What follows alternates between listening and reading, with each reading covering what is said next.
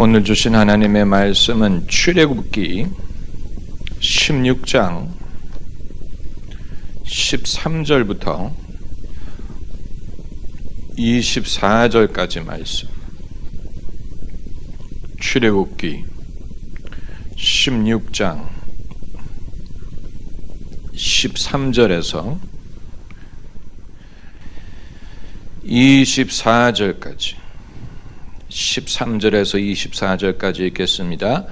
저녁에는 메추라기가 와서 진에 덮이고 아침에는 이슬이 진 사면에 있더니 그 이슬이 마른 후에 광야 지면에 작고 둥글며 서리같이 세미한 것이 있는지라. 이스라엘 자손이 보고 그것이 무엇인지 알지 못하여 서로 이르되 이것이 무엇이냐 하니 모세가 그들에게 이르되 이는 여호와께서 너희에게 주어 먹게 하신 양식이라. 여호와께서 이같이 명하시기를 너희 각 사람의 식량대로 이것을 거둘지니 곧 너희 인수대로 매명에 한 오멜씩 취하되 각 사람이 그 장막에 있는 자들을 위하여 취할지니라 하셨느니라. 이스라엘 자손이 그같이 하였더니 그 거둔 것이 많기도 하고 적기도 하나 오멜로 되어본즉 많이 거둔 자도 남음이 없고 적게 거둔 자도 부족함이 없이 각기 식량대로 거두었더라. 모세가 그들에게 이르기를 아무든지 아침까지 그것을 남겨두지 말라 하였으나 그들이 모세의 말을 청정치 아니하고 더러는 아침까지 두었더니 벌레가 생기고 냄새가 난지라. 모세가 그들에게 노하니라. 무리가 아침마다 각기 식량대로 거두었고 해가 뜨겁게 쬐이면 그것이 쓰러졌더라. 제6일에는 각 사람이 갑절의 식물 곧 하나에 2오멜씩 거둔지라. 회중의 모든 두목이 와서 모세에게 고하매 모세가 그들에게 이르되 여호와께서 이같이 말씀하셨느니라. 내일은 휴식이니 안식일이라. 너희가 구울 것은 굽고 삶을 것은 삶고 그 나머지는 다 너희를 위하여 아침까지 간수하라.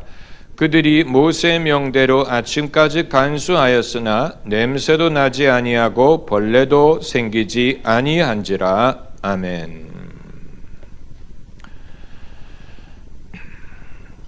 제가 예수님의 재림이 가까우리라고 생각하지 않는 이유는 예수님의 지상 명령이 아직 성취되지 않았기 때문이고 세상은 주님을 맞이할 준비가 아직 되지 않았다고 보기 때문입니다. 2000년의 기독교 역사는 아직 결론에 도달하지 못했습니다.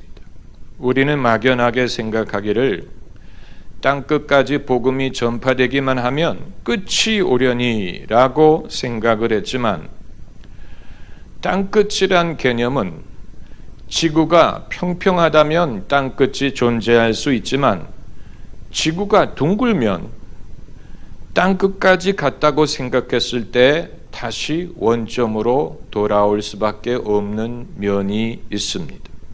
제가 늘 하던 얘기입니다마는 유럽이 복음화된 지 1700년이 됐죠.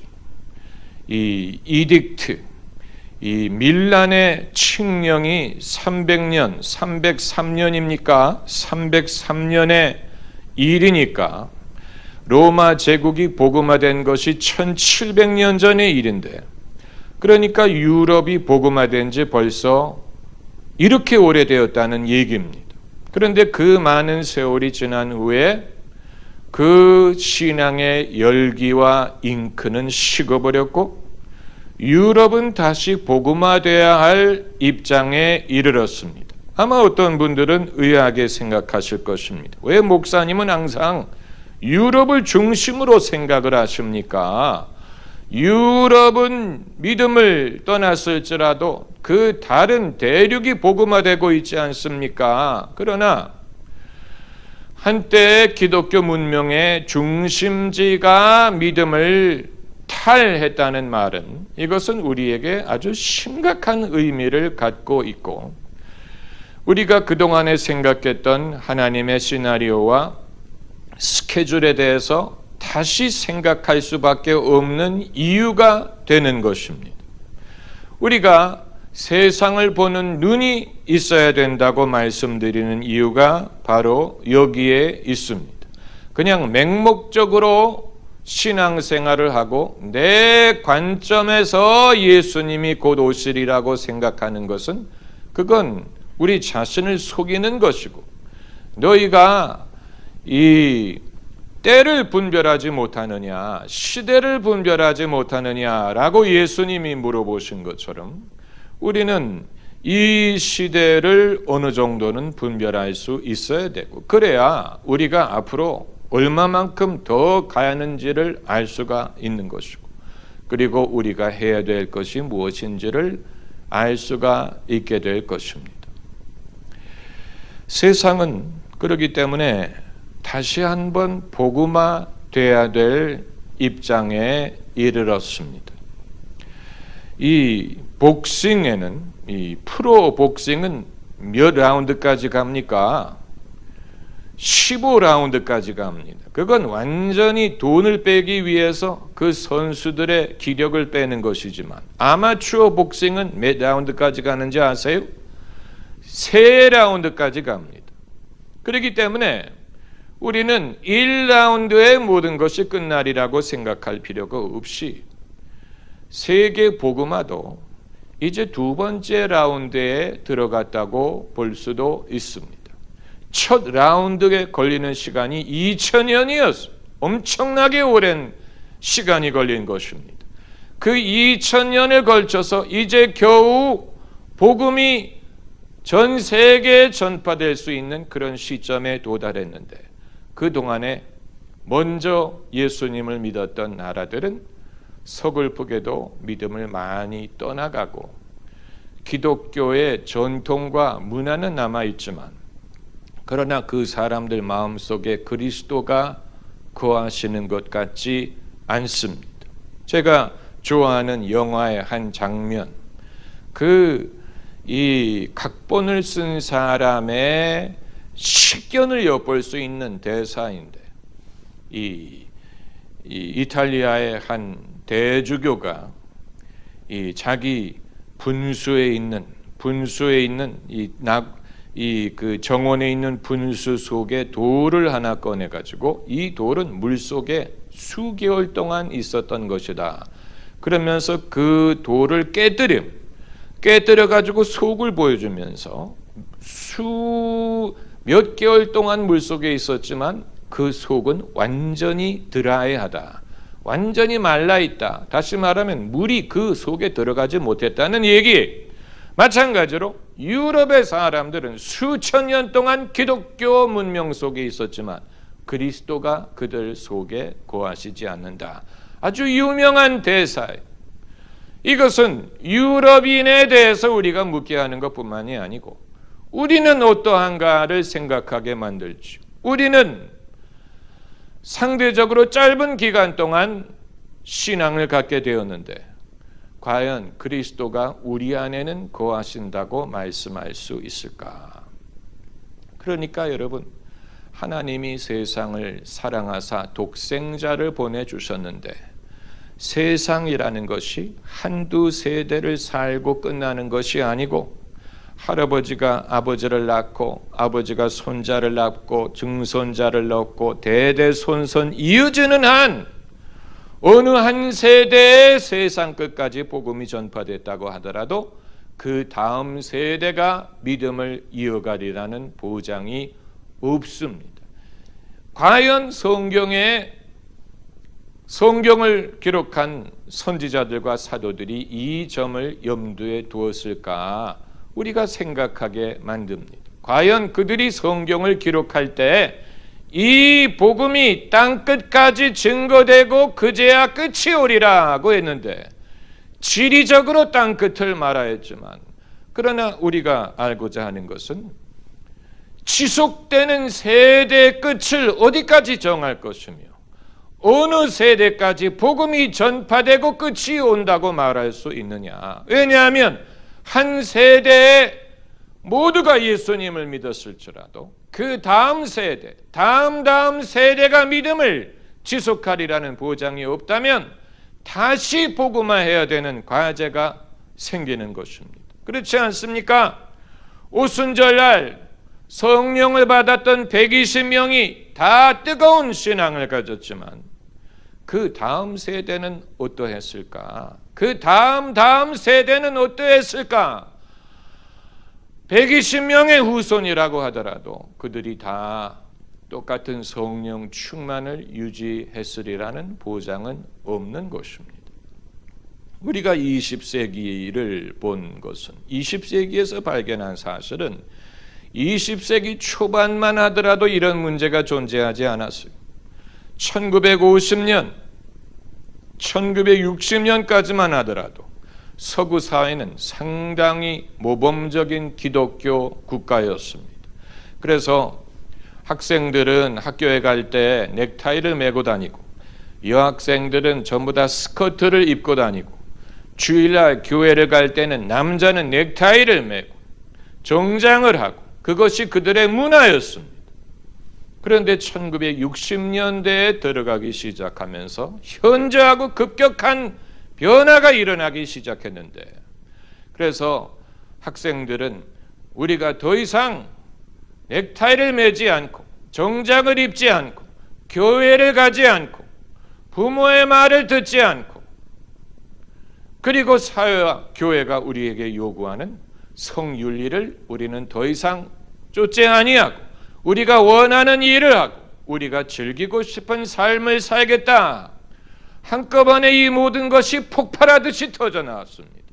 그 결과로 생긴 음악이 로켓놀이고 또 그 젊은이들의 문화, 또 프리 러브의 문화와 여러 가지 마치 갇혀 있었던 맹수가 우리를 탈출한 것처럼 그 이전에 사회 규범과 문화에 의해서 표현할 수 없었던 것들이 갑자기 스프링처럼 튀어나와서 서구 문명이 교회를 등지기 시작하고 신앙이 그들의 삶에 차지하던 비중이 현저하게 줄어들기 시작하고 그것이 제일 먼저 이루어진 나라가 스칸디나비아 국가들입니다. 스웨덴이라든가 노르웨이라든가 이런 나라들이 제일 먼저 세속화되기 시작하고 서구 유럽이 그것을 따르고 캐나다가 그것을 따르기 시작하고 제일 나중까지 신앙의 보루를 유지하고 있는 서구 국가는 미합중국이 그 면에서 미국의 역할이 중요합니다. 유럽인들이 미국을 흉보일 때에 흉보는 이유 중에 하나가 미국이 아직 보수적인 기독교 신앙을 유지하고 있다는 것인데 유럽인들은 자기들이 기독교의 영향권을 벗어난 것이 마치 진보를 이룬 것처럼 생각을 하는지 모르지만 그러나 우리 믿는 사람의 관점에서는 서구 사회가 다 기독교의 영향력을 떠나갈 때 미국이 그 중심을 지켜준 것은 참으로 고마운 일이고 그리고 그 여파로 대한민국의 개신교가 미국의 영향을 많이 받게 된 것입니다. 여러분, 우리는 이 시대에 우리가 신앙적으로 교류해야 될 사람들을 찾아야 되고 그리고 과거에는 남의 도움을 받아야만 되는 입장으로 생각했을지 모르지만 이제는 우리가 무엇을 줄 수 있는지 우리가 어떤 일방적으로 주는 것이 아닌 같이 협력하고 그리고 리더십을 발휘할 수 있는 섬기는 리더십을 발휘할 수 있는 분야를 개발해야 됩니다. 우리는 그 점에 있어서는 아직 약합니다. 베푸는 것은 잘합니다. 베푸는 것은 쉽습니다. 그러나 유대관계를 유지하고 그리고 협력적인 관계를 개발하는 것은 어렵습니다.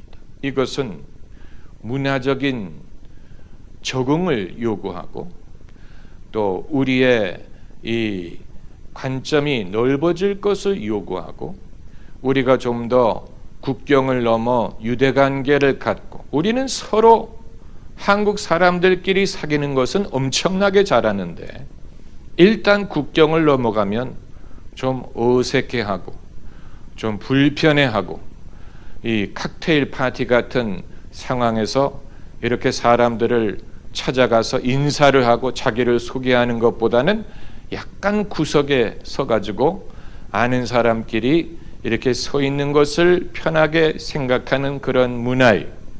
이것은 문화적인 요소고 정서적인 면인데 우리가 결코 남보다 꿀리는 것이 없습니다. 다른 국가들보다도 경제가 발전했고 또 여러 가지가 발전했고 많은 것을 앞서고 있는데 우리가 이런 면에 있어서 우리의 생각의 유연성을 가질 필요가 있다고 봅니다. 하나님은 사람을 외모로 취하지 않는다고 하셨는데 사람은 외모를 취하죠. 그래서 우리는 사람을 보고 차별을 하든가 아니면 어려워하든가 흉을 보든가 그런 성향이 있습니다. 차별하는 것도 잘하고 또 어려워하는 것도 여전합니다. 그러나 어려워할 이유가 없어요. 어려워할 이유가 없습니다. 과거에 세미 데이비스 주니어라는 미국의 연예인과 결혼했던 여성이 한국 여성이었어요. 세미 데이비스 주니어 상상이 가십니까? 딘 마틴, 프랭크 시나트라와 같이 무대를 장식하던 세미 데이비스 주니어의 부인이 한국 여성이었어요. 한국 여성이 그러나 이제 한국 음식을 못 먹게 한다는 이유로 헤어졌는데 우리가 좀 더 이런 면에 있어서 그 세상의 변화를 보고 아무튼 오늘 본문 말씀에 만나의 유효기간이 나옵니다. 만나의 유효기간이 며칠이었습니까? 하루였죠. 유통기한이라는 것은 그 기간을 넘어서면 음식이 상한다는 얘기입니다. 만나는 하나님이 주신 양식이었는데 하나님이 주시는 양식이었어요. 신비한 방법으로 그들을 먹이셨어요. 그런데 유통기간이 짧았어요. 하나님이 주신 것이었는데 하루밖에는 유통기간이 가지 않았어요. 그래서 매일 어떻게 해야 했습니까? 매일 아침마다 들에 나가서 만나를 거두어 드려야 했습니다. 그런데 어떤 사람들이 머리를 굴렸어요. 매일 나가는 것은 귀찮으니 미리 나가서 내일 것까지 받아주면 좋지 않겠느냐. 그래서 그렇게 했더니 어떻게 됐다고 했습니까? 20절에 벌레가 생기고 냄새가 난지라 모세가 그들에게 노하니라. 만나의 유통기간이 사람의 생각대로 길지 않았습니다. 마찬가지로 하나님의 주시는 양식은 하나님이 주시는 것이지만 하나님이 주시는 말씀, 오늘의 만나라고 하죠. 오늘의 만나. 유명한 큐티 책자 이름이 오늘의 만나. 만나를 이스라엘 백성들이 매일 거두었던 것처럼 하나님의 말씀을 매일 읽으라는 취지로 오늘의 만나라고 이름을 줬는데 하나님이 우리에게 주시는 메시지도 하나님이 주시는 것인데 그 유통기간이 길지 않습니다. 그게 무슨 말이냐? 하나님의 말씀은 영영이 있느니라고 하지 않았습니까? 하나님이 주시는 말씀이 어떻게 유통기간이 있다는 말입니까? 제가 말씀드리는 것은 한 세대의 대중에게 어필하는 메시지의 유통기간을 말씀드리는 것입니다. 세대마다 사람들에게 어필하는 목회 방식, 교회 음악, 또 강조하는 메시지가 있습니다. 그것이 한 세대의 사람들에게 엄청나게 어필할 수 있습니다. 그런데 문제는 유통기간이 있다는 사실이에요. 여러분 1960년대, 70년대 대한민국에 엄청나게 어필했던 메시지는 하면 된다, 안 되면 되게 하라, 중학교 교정에 붙여놓은 플랜카드입니다. 하면 된다, 안 되면 되게 하라. 그런데 요즘에는 더 이상 그런 플랜카드를 붙여놓지 않았습니다. 아마 교도소에는 아직 붙여놨을지 몰라요. 교도소에 가보면 거기에도 플랜카드가 있습니다. 놀지 말자, 뭐 이런 아주 엉뚱한 그런 플랜카드가 적혀 있는데, 요즘은 어느 누구도 하면 된다, 안 되면 되게 하라고 말하지 않습니다. 왜냐하면 그건 군사 독재 시대에 통했던 메시지고, 한때는 그것이 우리에게 유익했는데, 사람들이 경험한 바에 의하면 해도 안 되는 게 있더라. 안 되면 되게 하라고 했는데 해도 안 되는 게 있더라. 그 당시에는 거기까지 생각하지 않았어요. 그러나 세월이 지나면서 사람들이 바뀌는 것입니다. 사람들의 경험이 바뀌고 생각이 바뀝니다. 그렇기 때문에 60년대, 70년대에 유행했던 방식을 이 시대에 적용하면 그것이 먹히지 않습니다. 그 방식이 더 이상 먹히지 않습니다. 세상에서도 그렇지 않습니까? 한 20년, 10년 전까지만 해도 대중 강연하는 사람들의 인기 주제가 무엇이었습니까? 자기 개발. 어떻게 하면 자기의 잠재력을 개발시키느냐, 성공 코드에 대한 강연을 많이 했죠. 서점에서 잘 팔리는 책들이 전부 다 그런 거였어요. 뭐 지도 밖으로 헹구나라라든가, 뭐 사랑과 성공은 기다려주지 않는다라든가, 전부 다 성공에 대한, 자기 개발에 대한 책들이 잘 팔렸어요. 10년 전. 그러나 요즘은 그런 책을 사람들이 사지도 않고 그런 책을 출판하지도 않습니다. 지금 이 시대의 사람들에게 어필하는 메시지는 무엇인 것 같아요? 힐링에 대한 메시지죠.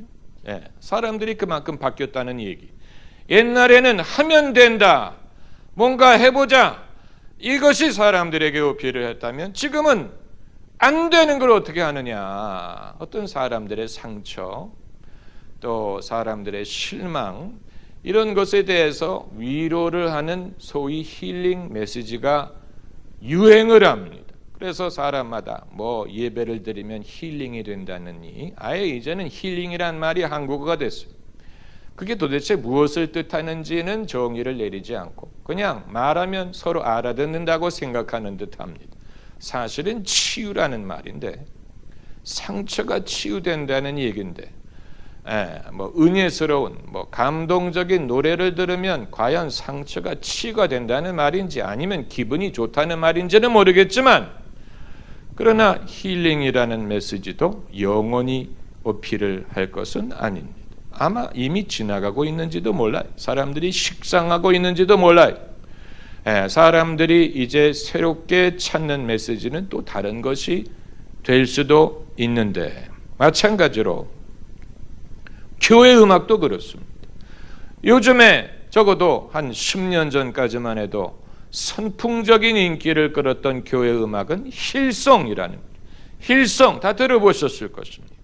힐송이 하나의 프랜차이즈가 돼가지고 런던에 가도 힐송 교회가 있고 미국에 가도 힐송 교회가 있고, 근데 원래는 호주에서 시작한 교회 음악이, 그런데 힐송 음악이 항상 유행했던 게 아니고, 힐송 이전에는 무엇이 있었느냐? 호산나 인테그리티라는 음악이 있었어요. 호산나 인테그리티. 그 이전에는 무엇이 있었느냐? 비냐드라는 음악이 있었어요. 비냐드 이전에는 무엇이 있었느냐? 마라나타 뮤직이 있었어요. 그런데 마라나타 음악이 유행하기 시작한 시점부터 힐송이 등장한 시점까지 그 기간이 한 30년밖에 되지 않습니다. 그 말은 유행하는 교회 음악도 유통기간이 있다는 사실이에요. 제가 말씀드리고자 하는 것은, 이것은 이제 저의 창의적인 성경 말씀을 통하여 창의적인 깨달음을 얻은 부분이라고 생각하는 것은 두 번째 라운드는 첫 번째 라운드와 방법이 다르지 않겠느냐 하는 질문. 첫 번째 복음이 세상에 전해졌을 때와 이제 두 번째 라운드에 들어가게 되면 첫 번에 유용했던 방법이 여전히 먹힐까? 과거에 사람들에게 어필했던 방법이 여전히 먹힐까? 특별히 이미 기독교 문명을 한 번 경험했던 국가가 과거에 써먹던 방법을 그들에게 적용했을 때 그들이 그것을 받아들일까 하는 질문입니다. 이것은 아주 중요한 문제.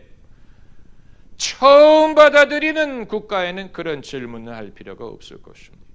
아직 복음화되지 않은 아시아권이라든가 아프리카라든가 남아메리카라든가 복음이 아직 전해지지 않은 데에는 그 문제가 대두가 되지 않을 텐데 이미 한 번 2000년의 기독교 문명을 경험을 해본 국가에 옛날에 유행했던 방법이 여전히 먹힐까 하는 질문은 아주 중요한 것입니다. 그건 오늘날 대한민국에도 적용이 되는 면이 있을지 몰라요. 한때 기독교 가정에서 태어나고 교회에서 자라났는데 어떤 이유로 교회를 떠나갔던 사람에게 그 사람에게 다시 복음을 전하게 될 때 옛날의 방식이 여전히 먹힐까? 아니면 그들은 옛날의 메시지에 식상했기 때문에 그들의 니드에 맞춰서 하나님의 말씀을 그들의 입장에 적용을 해서 전할 필요가 있지 않을까? 중요한 질문입니다. 여러분 지루하십니까? 중요한 질문입니다. 여러분은 혼자 국리를 하실 때 뭐를 국리하실지 모르지만 저는 그런 문제를 국리합니다. 하나님의 사람이기 때문에 믿음의 사람으로 부름을 받았고 복음을 변증하는 사명을 받았기 때문에 저는 그런 문제를 국리합니다. 두 번째 라운드는 달라야 되지 않을까? 두 번째 라운드에는 어떤 식으로 접근을 해야 이미 그들이 한번 거부한 적이 있는 신앙에 대하여 그들이 새로운 깨달음을 얻도록 도와줄 수 있을 것인가? 아주 어려운 문제. 성경에 매뉴얼이 있는 것 같지도 않아요. 이걸 어떻게 접근해야 될지 성경의 매뉴얼이 과연 있을까? 신약 성경의 저자들이 이것을 예측했을까? 요한계시록을 쓴 요한이 이 상황을 예측한 것 같지 않아요. 그는 종말의 예언을 했지만 종말이 오기 전에 세상에서 일어날 일을 다 본 것 같지는 않아요. 적어도 우리가 지금 접하고 있는 그런 문제를 언급하고 있는 것처럼 보이지 않습니다. 사도 바울이 이것을 예측했을까? 사도 바울도 수천 년 후에 이루어질 일에 대해서 과연 얼마나 알고 있었을지 우리가 알 수 없습니다. 그러나 이건 이 시대에 우리가 하나님께 여쭙고 성령의 인도를 받아야 되는 부분입니다. 아주 중요한 것입니다. 여러분, 신약 성경에 등장하는 믿음의 인물들은 모두가 자기가 처한 상황에서 자기가 접한 오디언스를 대상으로 복음을 해석하는 입장에 있었다는 사실을 아십니까? 좀 어려운 말을 그렇게 어렵게 합니까? 제가 말씀드리는 것은 그들이 미리 정해놓은 시나리오와 원고를 가지고 말한 게 아니고 베드로가 예루살렘에 모여든 유대인들에게 원래부터 설교를 하려고 한 게 아니었는데 성령이 임하신 후에 이들이 방언하는 것을 보고 사람들이 술 취했다라고 말하는 것을 듣고 베드로가 영적으로 발끈해서 형제들아, 지금 이 구신이 너희가 생각하는 대로 우리가 술 취한 것이 아니요 이것은 선지자가 말한 대로 하면서 그 순간에 주님이 주시는 말씀을 전하고 그 말씀을 사람들이 듣고 3,000명이 세례를 받은 것입니다. 또 베드로가 고넬료의 집에 초청을 받아갔을 때도 원래부터 베드로가 내가 그 집에 가면 어떤 말을 해야 되겠다라고 정한 게 아니에요. 그래서 고넬료의 집에 들어갔을 때 물어봤어요. 당신은 왜 나를 불렀느냐? 아주 중요한 질문. 저는 종종 신방을 갔을 때 하고 싶은 말이 그거예요. 왜 나를 불렀느냐? 아주 중요한 질문. 예, 초청을 한 성도들은 당연하리라고 생각할지 모르지만 저는 당연하지 않아요. 왜 불렀냐? 내게 기대하는 게 뭐냐? 내게 바라는 것이 뭐냐? 내가 어떻게 당신을 도와드렸으면 좋겠느냐? 정당한 질문이지요. 예수님도 그런 질문을 하셨는데 내가 무엇 해주기를 원하느냐? 만약에 그런 걸 하지 않고 그냥 예사롭게 당연하다든지 신방을 하게 된다면 별로 저는 그게 효과가 있으리라고 생각하지 않습니다. 그냥 가서 예배 드립시다. 평소에 하는 식으로 예배 드리고 정작 그들이 바라는 것은 다른 데 있었는데 목사가 그걸 간파하지 못하고 예사롭게 예배 드립시다 할렐루야 그리고 예배를 드렸는데 아직도 그들의 문제는 해결이 되지 않아서 예배 드리고 나서 식사할 때 그때 본론에 들어가기 시작합니다. 목사님 그런데요 오시라고 한 이유는 왜 그걸 애초부터 말을 하지? 예배 다 드리고 난 후에 시간 다 보낸 후에 말을 하느냐 하는 거예요. 그러니까 베드로가 미리 고넬료의 집에 갔을 때 무슨 말을 하려고 정한 게 아니고 갔는데 가서 왜 나를 불렀느냐 해서 고넬료가 천사가 자신에게 나타나서 베드로를 초청하게 하셨습니다. 우리는 하나님이 당신을 통하여 하신 말씀을 듣기 위하여 여기에 있나이다. 그때 비로소 베드로가 깨달은 거. 하나님이 사람을 외모로 취하지 않으시고 당신을 경외하는 모든 사람들을 부르시는 줄을 내가 알았도다. 그러면서 최초로 이방인에게 복음을 전하게 된 그건 복음에 대한 재해석이에요. 왜 재해석이냐? 이전까지는 유대인들에게만 전했기 때문에. 그런데 이방인도 주님이 부르시는 것을 깨닫게 되면서 복음을 재해석하는 것이죠. 유대인들만 부르시는 게 아니구나. 이방인들 중에도 하나님을 경외하는 자들을 얼마든지 부으시는구나. 그리고 성령 부어주시는 것을 보고 놀랐지. 놀라 자빠졌어. 그것이 예루살렘 교회가 신학을 발전시키는 계기가 되었죠. 사도 바울도 복음을 재해석한 사람.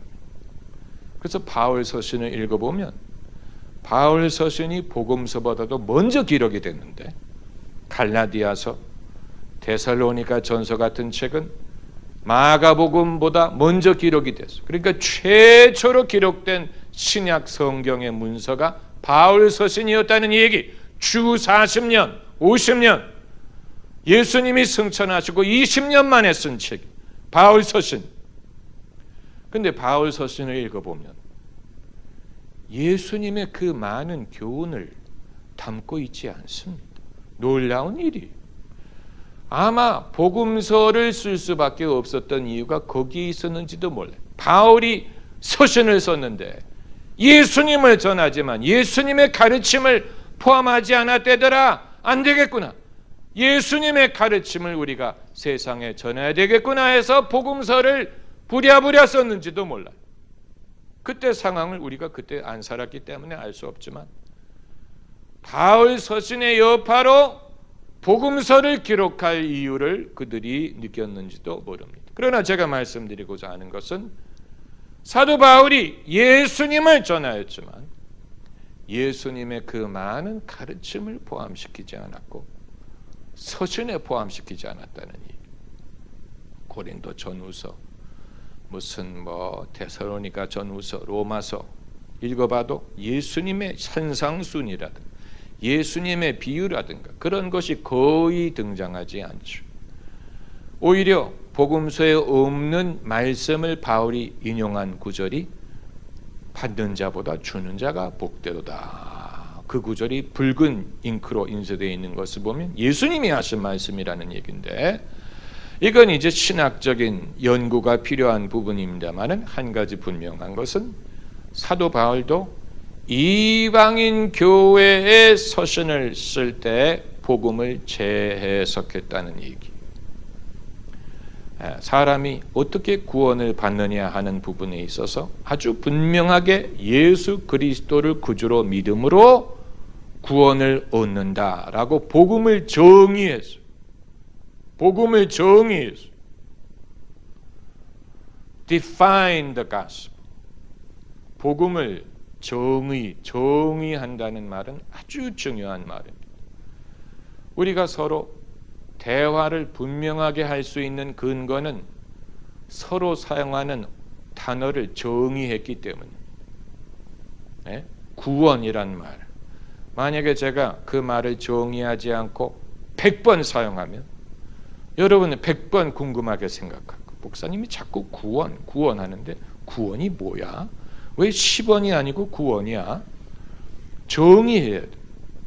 믿음이란 말. 우리가 믿음, 아침에도 믿음, 한낮에도 믿음이란 말을 많이 쓰는데 만약 그 단어를 정의하지 않고 사용한다면 많이 듣기는 했는데 그게 무슨 뜻인지 난 잘 모르겠어. 정의해야 됩니다. 마찬가지로 복음을 정의해야 될 필요가 있습니다. 복음이 뭐냐? 복음의 메시지를 한마디로 적용한, 한마디로 요약한다면 뭐라고 말할 수 있느냐? 여러분은 뭐라고 정의하겠습니까? 어떻게 복음의 내용을 정리하시겠습니까? 네, 그건 목사님이 알려줘야 되는 것 아닙니까? 왜 우리에게 물어봐요? 교회를 수십 년 다녔는데 아직도 복음을 한마디로 요약하지 못한다면 그건 생각이 부족해서가 아니고 그만큼 어렵기 때문입니다. 그만큼 어렵기 때문, 그리고 그만큼 중요하기 때문이고, 복음은 내게 적용하는 복음, 그건 우리가 알고 있죠. 그러니까 믿고 있지 않습니까? 그러나 내가 자식과 대화할 때 지금 내가 그 자식에게 필요한 말을 해주기 위하여 무슨 말을 할 것이냐 하는 것은 사실 그 순간순간에 내가 정의해야 되는 것이지, 그냥 공식 외우듯이 정답만 말해가지고 사람이 깨우침을 얻을 수 있는 건 아니에요. 무슨 말인지 아시겠어요? 자식이든 남편이든 뭐 시어머니든 무슨 친구든 동창이든 내가 대화를 할 때, 안 믿는 사람과 대화할 때 예수 그리스도께서 그 분을 위하여 지금 해주실 수 있는 것이 무엇인지를 말해야 된다면 공식 외우듯 하겠습니까? 예? 공식 외우듯 하겠습니까? 그럼 듣지 않을 것입니다. 지금 이 순간에 그분에게 주시는, 주님이 그분을 위해서 해 주실 수 있는 것은 내가 한마디로 말해야 될 때가 있어요.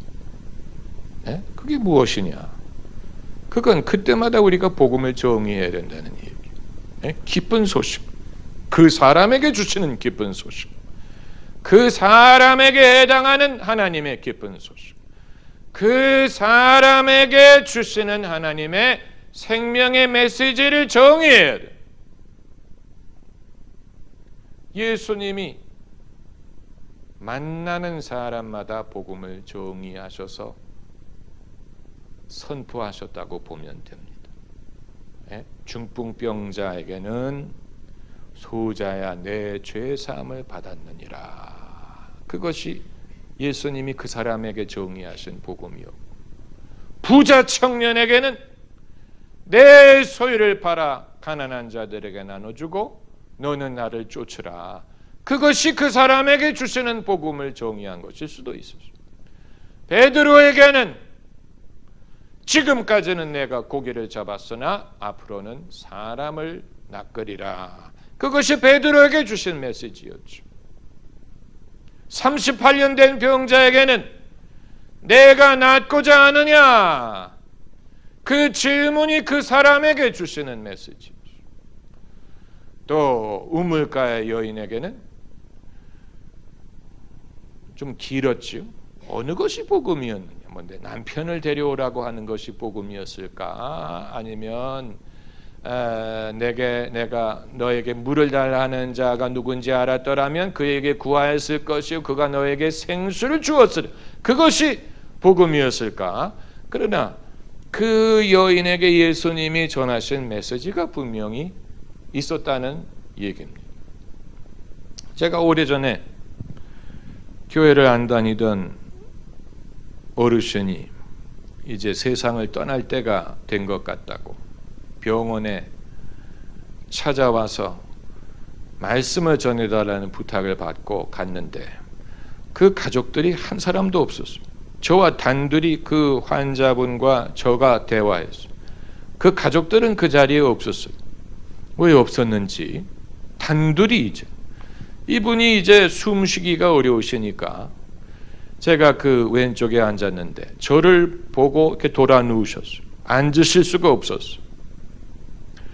제가 그 순간에 깊이 생각했습니다.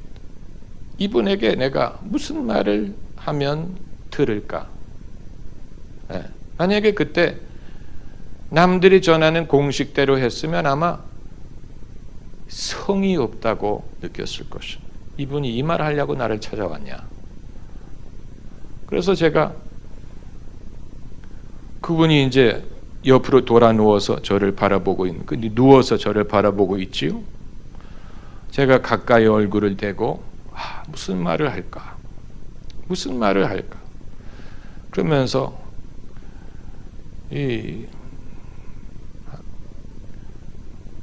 어떤 잘 알려진 교수님이 진리를 두 가지 부류로 분류를 했는데 하나는 서술적인 진리가 있고 또 하나는 비유적인 진리가 있다고 했습니다. 예수 그리스도의 말씀은 서술적인 것이 아니고 비유적인 면으로 이해할 수 있습니다. 꽤 유식한 말을 했죠. 근데 그분이 알아들었어요. 고개를 끄덕끄덕거리더라고요. 저는 그 순간에 그분과 연결되는 것을 느꼈어요. 그냥 막무가내로 예수 믿으세요. 천당 가세요.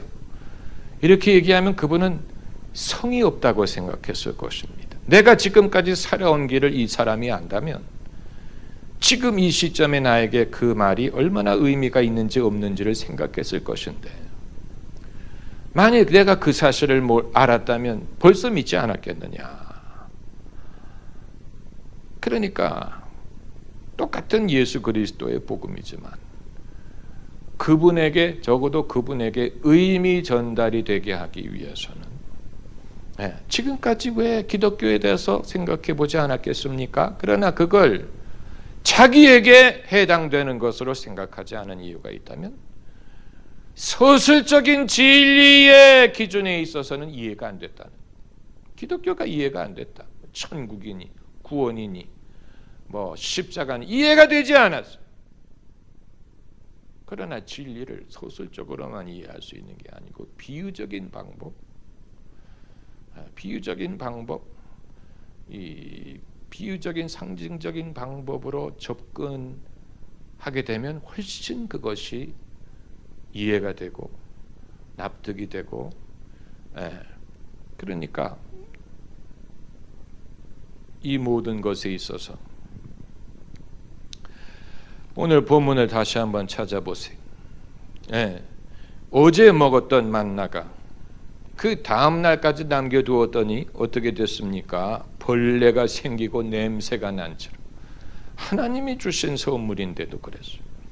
만나가 냄새가 났어요. 벌레가 났다고 해서 유통기간이 지하는 것이지. 우리는 그러므로 사람에게도 유통기간이 있고 또 사람이 사용하는 방법에도 유통기간이 있습니다. 음식물을 살 때 당연히 유통기간을 봐야 됩니다. 냉장고를 정리할 때 정리하는 기준이 유통기간이, 그렇잖아요. 이게 도대체 냉장고에 몇 달 동안 있었는지를 모를 때가 많지요. 이거 남자분들의 영역이 아닙니다. 주부들의 영역입니다. 냉장고에 무엇을 보관하느냐는 주부들의 영역입니다. 그런데 주부들이 깨닫지 못하는 것은 앞에 있는 것이 눈을 막아서 뒤에 있는 것을 보지 못하게 한다는 사실. 그 뒤에 있는 음식은 벌써 몇 달 전에 손이 닿지 않는 곳에 들어갔어요. 유통기간. 저는 주의 종으로서 저의 유통기간을 생각하기를 원하고 또 이 시대에 하나님이 사용하시는 방법으로서의 유통기간을 생각하려고 합니다. 오히려 유행을 타지 않는 것들이 유통기간이 깁니다. 그 사실을 아세요? 교회 음악, 유행하는 교회 음악은 금방금방 바뀌지만 유행을 타지 않는 교회 음악이 뭔지 아십니까? 피아노로 반주하는 찬송가는 유행을 타지 않습니다. 우리가 부르는 찬송가들 보면 수백 년 전에 지은 곡들, 예수 부활했으니 154장 거기 보면 Arrangement from Lin Davidica 1708년 300년 전에 지은 곡을 아직까지 부르고 있어요. 300년 놀라운 일이에요. 그 이외에도 뭐 오늘 다시 사심은 T. 클라크 1775년에서 1859년 오래된 곡, 대단히 오래된 곡. 그 이외에 많습니다. 뭐 이 기쁜 소식을 우리 교가 이 기쁜 소식을 179장 W.J. 컬 패트릭 1890년 유행을 타지 않아. 여러분 그렇기 때문에 우리가 생각하기를 사람들에게 어필하는 목회를 하려면 이 시대의 사람들이 뭐를 듣기 원하는지를 알고 그걸 전하면 될 것이다 라고 생각하지만 시대가 지나도 결코 바뀌지 않는 진리, 그 진리를 우리가 지키는 법을 배워야 됩니다. 유행하는 방법 쫓아가는 사람은 그건 별로 좋지 않아요. 신학교에 가서 요즘에 유행하는 목회 방식 배우려고 하는 사람들, 그건 스타 의식이 있는 사람. 그것보다는 충실한 하나님의 종은 인기 있는 사람이 되기를 원하는 게 아니고 시대가 변하여도 변치 않는 주님의 진리, 하나님의 말씀, 예수께서 우리에게 분부하신 말씀, 마태복음 28장을 다시 한번 찾아봅시다. 마태복음 28장 20절 같이 읽겠습니다. 내가 너희에게 분부한 모든 것을 가르쳐 지키게 하라. 볼지어다 내가 세상 끝날까지 너희와 항상 함께 있으리라 하시니라. 세상 끝날 때, 그때가 언젠지는 알 수 없습니다.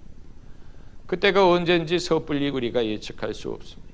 그게 추후 2500년이 될지 3000년이 될지 5만 년이 될지 아무도 몰라요. 그때가 언제일지 알 수 없어요. 너무 짧게 보면 안 돼요. 왜냐하면 복음의 결론을 우리가 아직 얻지 못했기 때문에 언제가 될지 알 수 없지만, 그러나 한 가지 분명한 것은 세상 끝날까지 우리가 가르쳐야 할 것은 무엇입니까? 내가 너희에게 분부한 모든 것, 따라해보세요. 모든 것. 주님이 강조한 내가 너희에게 분부한 모든 것을 가르쳐 지키게 하라. 할렐루야. 볼지어다 세상 끝날까지 너희와 항상 함께 있으리라. 세상 끝날 때가 언제인지 알 수 없지만 주님이 항상 함께 하실 것입니다. 할렐루야. 기도하십시다.